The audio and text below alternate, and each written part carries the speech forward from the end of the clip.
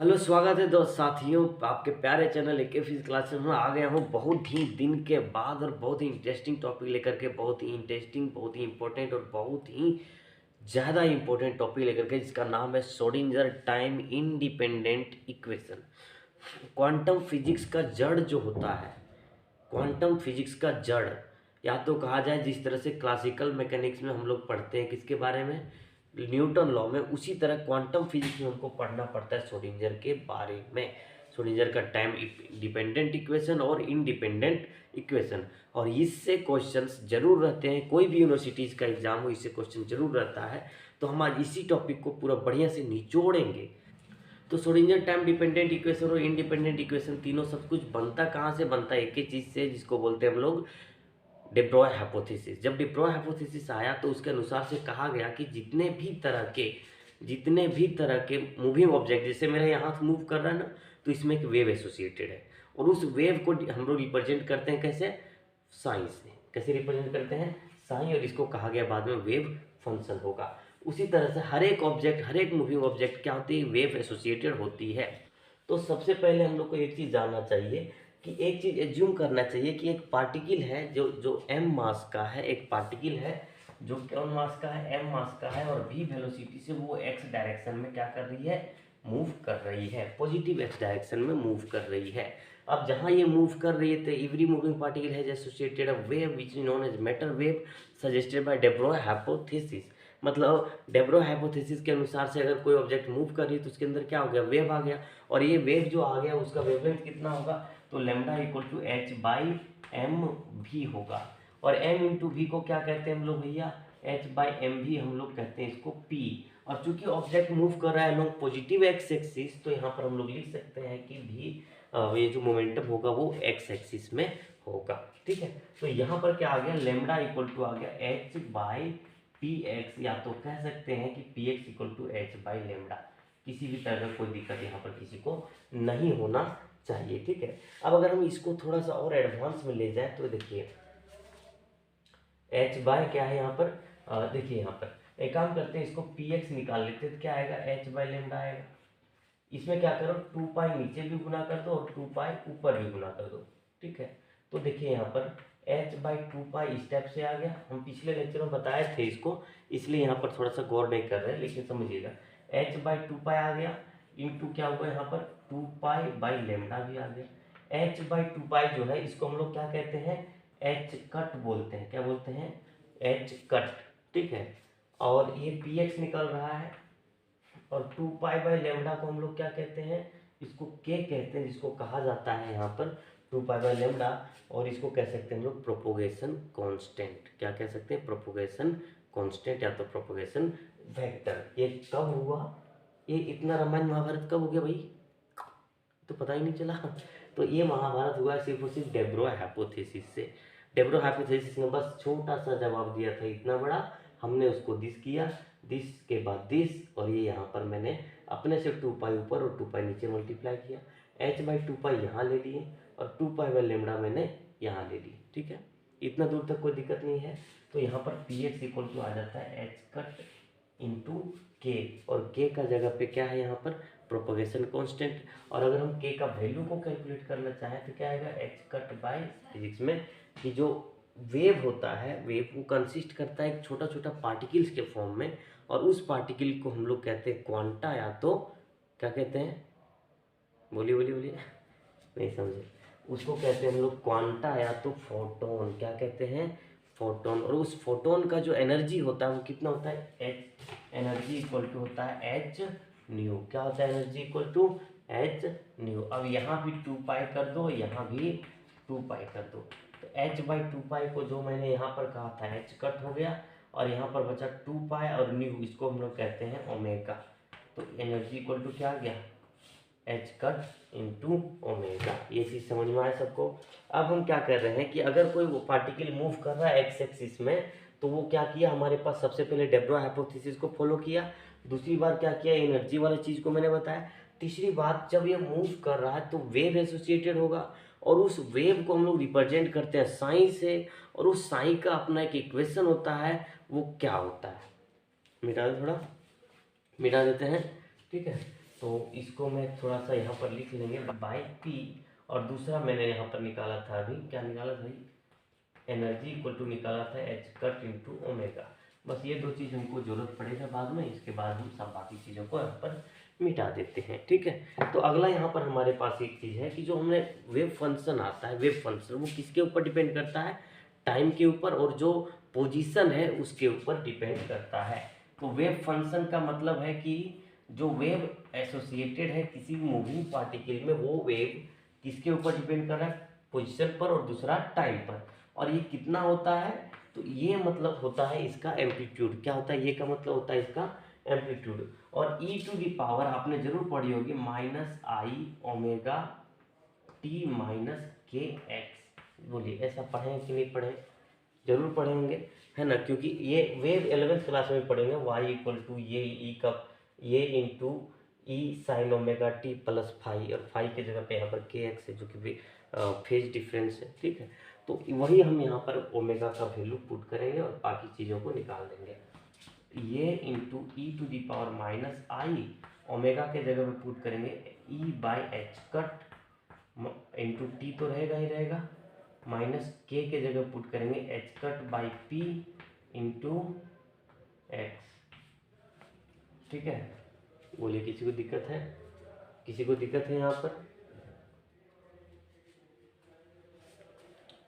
Short एक minute यहाँ पर k इक्वल टू क्या आएगा, p बाई एच कटना आएगा, p बाई एच कट आएगा, और यहाँ से भी हो जाएगा p बाई एच कट। अब ये एच कट नीचे से कॉमन आ गया, तो e into E to the power minus i by H cut आ गया into e t minus p और एक्स, ठीक है, p और x, ठीक है। और बस बिल्कुल यही चीज़ तो हम लोग जो है सो पहले से जानते थे, ठीक है, ओके। अब एक काम करते हैं, साइन इक्वल टू इतना आ चुका है। अब हम एक काम करते हैं कि इसमें इस माइनस को अंदर गुना कर देते हैं, तो क्या आएगा, ये into E to the power I by H cut into P into X है माइनस ई टी। तो ये जो वेव फंक्शन है हमारे पास, ये किसका किसका फंक्शन है, वेव फंक्शन है पोजीशन और टाइम का, पोजीशन और टाइम का, पोजीशन और टाइम का, समझ में आ रही सब, ठीक है। तो अब हम क्या करने वाले हैं कि यहाँ पर हम लोग जो है सो श्रोडिंगर टाइम डिपेंडेंट इक्वेशन का यूज करेंगे और टाइम को एलिमिनेट करेंगे, टाइम को प्रतिस्थापित करेंगे, टाइम को हटाने की कोशिश करेंगे। अगर टाइम को हटा देंगे तो हो जाएगा इंडिपेंडेंट ऑफ टाइम, और वही हम लोग करना है कि टाइम इंडिपेंडेंट इक्वेशन को निकालना है। किसका equation, Schrodinger time independent equation, ठीक है। तो ये वेव फंक्शन का जो भी वैल्यू मैंने यहाँ पर कैलकुलेट करके लाया है वो मैं ऊपर यहाँ पर साइड में लिख लेता हूँ। साइन पर एक कॉल आ गया था, इसकी वजह से मैं थोड़ा सा लेट हो गया, है ना। तो आप एक चीज़ समझिए, यहाँ पर ये जो श्रोडिंगर टाइम इंडिपेंडेंट इक्वेशन जो बनाना है उसमें से हमने वेव फंक्शन का ये वैल्यू निकाला था, ठीक है। और ये पिछले वीडियो में भी आपने देख चुका होगा कि ये वैल्यू आता है ना। अब हम लोग को क्या करना है, श्रोडिंगर टाइम जो डिपेंडेंट इक्वेशन है उसका हेल्प लेना है। तो टाइम डिपेंडेंट इक्वेशन जो है मेरे पास वो ये वाला है ना। और हमको करना क्या है एक्चुअल में, तो इस वाले टर्म को आप देख पा रहे हैं, इस वाले टर्म में जो टी का पोजीशन है, टी का जो वैल्यू है, ये टी देख रहे हैं, टी को इल्यूमिनेट करना है, टी को हटाना है। तो भैया ऐसे पकड़ के जबरदस्ती उठा तो फेंक नहीं सकते, क्योंकि दादागिरी हमारी चलती नहीं फिजिक्स और मैथ्स में, कोई भी चीज़ में दादागिरी नहीं चलती। तो कुछ ना कुछ नियम से हटाना पड़ेगा, और बस वही नियम को फॉलो करते गए तो डेरिवेशन बन गया, और लास्ट में गए तो उसका सोल्यूशन आ गया। तो वही सब चीज़ हम लोग को यहाँ पर सीखने की आवश्यकता है। तो लगे रहिए, बने रहिए हमारे साथ, आपके साथ आपको, मेरा नाम है अरविंद कुमार, और आप देख रहे हैं आपका प्यारा चैनल एके फिजिक्स क्लासेस। हम लोग डायरेक्ट कर रहे हैं हजारीबाग से, ठीक है। तो विनोबा भावे यूनिवर्सिटी के जितने भी स्टूडेंट हैं सब लोग एकदम बिल्कुल तैयार हो जाइए इस डेरिवेशन को करने के लिए। तो जो वेव फंक्शन का ये वाला वैल्यू आया मेरे पास, साइन इक्वल टू दिस जो वैल्यू आया, साइन इक्वल टू ये into E to the power I by H cut into P x minus E T. तो उस वैल्यू को हम लोग डिफ्रेंशिएट कर रहे हैं on the basis of with respect to time. किसके रिस्पेक्ट में डिफ्रेंशिएट कर रहे हैं, टाइम के रिस्पेक्ट। क्यों, क्योंकि हमने क्या करनी है, देखो ये हमको क्या चाहिए, वेव फंक्शन का डिफरेंशिएशन टाइम के रिस्पेक्ट में, तो हमको भी वेव फंक्शन का डिफरेंशिएशन टाइम के रिस्पेक्ट में करना होगा। तो करो भैया। हमारे पास देखिए, अगर आप जानते हैं कि y equal to E to the power ये x है, तो इसका डिफ्रेंशिएशन क्या होता है बोलिए जरा एक्स के रिस्पेक्ट में। ये जो है ई टू दी पावर उसको रहने देते हैं, इंटू तो जो एक्स का यहाँ पर कोफिशियंट होता है, या तो ये कह सकते हैं एक्स जिस भी चीज़ से यहाँ पर गुना रहता है वो किस में आ जाता है, यहाँ पर मल्टीप्लाई में आता है। तो बिल्कुल उसी तरह से हम यहाँ पर करेंगे कि del phi by del T equal to, इसको करली पढ़ते हैं एक्चुअल में, ये हो जाएगा यहाँ पर into E to the power जो भी है वो रहेगा ही रहेगा, तो e to the power I by H cut into P x minus E T तो रहेगा ही रहेगा, ठीक है, इतना दूर रहा। इनटू जैसे ही यहाँ पर इनटू करेंगे तो क्या होगा कि यहाँ पर टी का जो कोफिशिएंट है, टी का कोफिशिएंट, तो देखो टी किस किस चीज़ से गुना हुआ है, आई बाई एच कट इंटू ई से विथ नेगेटिव साइन, तो यहाँ पर देखो आई बाई एच कट इंटू ई जो आ जाएगा वो माइनस में आ जाएगा, ठीक है, आगे माइनस में, बाकी सब चीज़ें क्या हो जाएगी, जीरो हो जाएगी। क्योंकि डिफ्रेंशिएशन आपको बहुत बढ़िया से पता होना चाहिए, इवन कैलकुलस और वेक्टर दो चीज़ ऐसे अगर आपको नहीं पता है मैथ्स में तो फिजिक्स बहुत टफ हो जाता है, ठीक है, बहुत टफ, क्या टफ ही टफ है। तो यहाँ पर हमने क्या करें, del psi by del T equal to, ये यहाँ से यहाँ तक को हम लोग साइन लिख देंगे, ठीक है, और यहाँ पर जो बच गया मेरे पास उसमें आई ऊपर भी गुना कर दिए तो हो गया आई स्क्वायर, और नीचे जब गुना किए तो हो गया आई एच कट, ठीक है, और आई एच कट को हम लोग इधर ले आते हैं, तो आई एच कट इधर आ गया क्रॉस मल्टीप्लिकेशन से, del psi by del T equal to psi, और आई स्क्वायर कितना -1 और माइनस माइनस प्लस, तो बच गया मेरे पास ई, इसको हम लिख सकते हैं ई साइन लिख सकते हैं, ठीक है, और ये हो गया हमारे पास इक्वेशन 3, और यहाँ से आप देख सकते हैं I H cut del psi by del T जो है उसका वैल्यू आ गया ई साइन आ गया, ठीक है। तो हमारे पास एक मेहनत का फल आ चुका है, तुम देखिए 3 साढ़े 3 मिनट में एक फल आ चुका है, लेकिन हमें करनी क्या है, हमें ये करना है कि जो फाई है वो किसका किसका फंक्शन है, यहाँ पर वो फंक्शन है एक्स का, मतलब पोजीशन का और टाइम का। तो हमको क्या करना है, सिर्फ और सिर्फ किसका फंक्शन लाना है, सिर्फ और सिर्फ किसका फंक्शन लाना है, हमको लाना है एक्स का, मतलब पोजीशन का, क्योंकि टाइम हम लोग जो पढ़ रहे हैं वो क्या पढ़ रहे हैं, टाइम इंडिपेंडेंट इक्वेशन पढ़ रहे हैं, ठीक है। और एक चीज़ और है, यहाँ पर जो भी देख रहे हैं, भी मतलब वेलोसिटी नहीं है, पोटेंशियल एनर्जी है, और ये पोटेंशियल एनर्जी डिपेंडेंट है एक्स और टी के रिस्पेक्ट, ठीक के ऊपर, ठीक है, या तो कह सकते हैं potential energy the function of position and time, but I have to take only position because we are studying about Schrodinger time independent equation, so time will be cancel out from this, okay. दो चलते हैं, अगला equation यहाँ 3 है जो कि हम यहाँ लिख लेते हैं, बाकी चीज़ को मिटा देते हैं, ठीक है। तो आई एच कट जो है उसके बदले आ गया है मेरे पास, यहाँ पर लिख ले रहे हैं इधर क्योंकि डेरिवेशन बड़ा हो जाएगा, तो I H cut del psi by del T के बराबर आ गया ई साइन, इसको मान लो अपन इक्वेशन 3।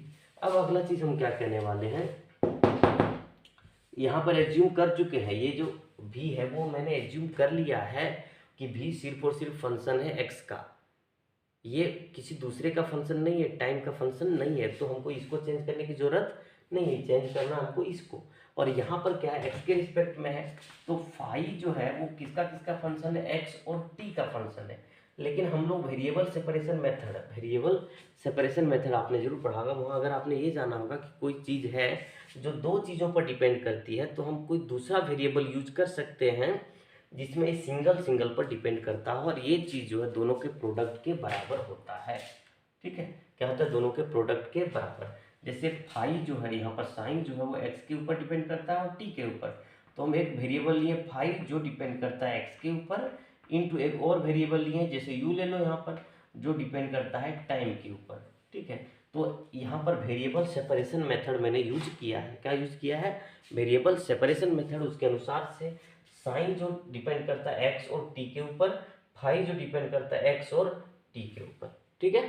तो यहाँ पर आप समझे कि फाई जो है एक्स और टी के ऊपर डिपेंड कर रहा है, तब फाई साइन इक्वल टू आ गया phi into you.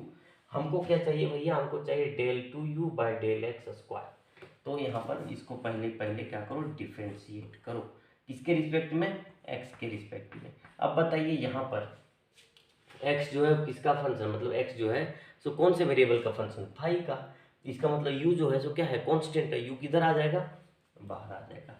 u into यहाँ हो जाएगा del phi by del X. इसको एक बार और डिफ्रेंशिएट करेंगे तो आ जाएगा यहाँ पर del x square equal to u और del two phi by del x square.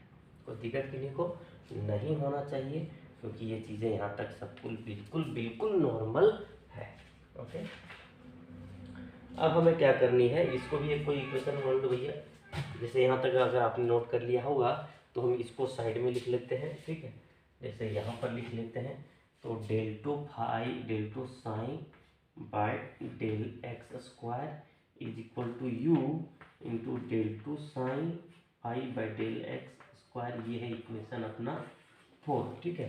तो हमको क्या करना, मिटा दें इसको, ठीक है मिटा दे रहे हैं। हमने देखिए क्या किया, हमने टाइम को इंडिपेंडेंट करवा चुका है, टाइम को हटा चुका है by the method of illumination, ठीक है। देखिए कैसे, यहाँ पर जो है इसका वैल्यू मैंने निकाल चुका है, देखिए यहाँ पर, तो यहाँ पर टाइम हट गया। दूसरी बार देखिए यहाँ पर इसका वैल्यू मैंने कैसे निकाला, टाइम को एक अलग फंक्शन में चेंज कर दिया, ठीक है। तो जो फाई था उसका 2 वेरिएबल सेपरेशन मेथड से फाई का 2 प्रोडक्ट निकाल दिया जो अलग अलग डिपेंडेंट होता था। जो एक फंक्शन जो है सो सिर्फ और सिर्फ टाइम पर डिपेंड करता था और दूसरा सिर्फ और सिर्फ पोजीशन पर डिपेंड करता था। तो यहाँ पर ये वैल्यू आ गया। और तीसरा ये जो टर्म है इसमें मैंने भी मतलब पोटेंशियल एनर्जी को मान चुका था कि ये जो है सो सिर्फ और सिर्फ वो कर रहा है, ठीक है। ये भी जो है सिर्फ और सिर्फ पोजीशन पर डिपेंड कर रहा है, ये मान चुका था। तो एक काम करते हैं, जो चीज़ें हमारे पास है उस सब चीज़ को यहाँ पर पुट करते हैं। तो इसके जगह पे हम पुट करेंगे ई साइन। क्या पुट करेंगे, e sine is equal to minus x square by 2m into del two sine by del x square के जगह पे इसको रख दो u del two five by del x square plus भी साइन को रहने दीजिए। अब एक काम कर सकते हैं, यहाँ पर हम लोग क्या कर सकते हैं, देखिए u से दोनों तरफ डिवाइड कर दीजिए।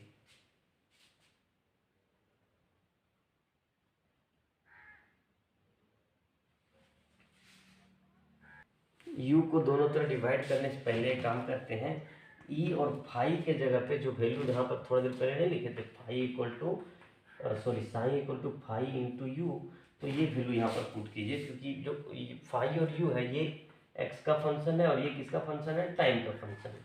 तो यहाँ पर पुट कर दीजिए phi into u equal to minus H cut का square by 2m into u into del two phi by del x square plus भी, और यहाँ भी पुट कर दीजिए फाई इंटू यू, ठीक है।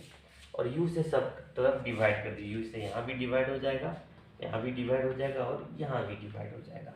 तो बचेगा यहाँ e five equal to minus H cut का स्क्वायर बाई 2m इंटू ये वाला टर्म, क्योंकि ये और ये तो कैंसिल हो गया, बचा यहाँ पर del two five by del x square plus यहाँ पर बच गया u से u कैंसिल तो हो जाएगा v फाइव।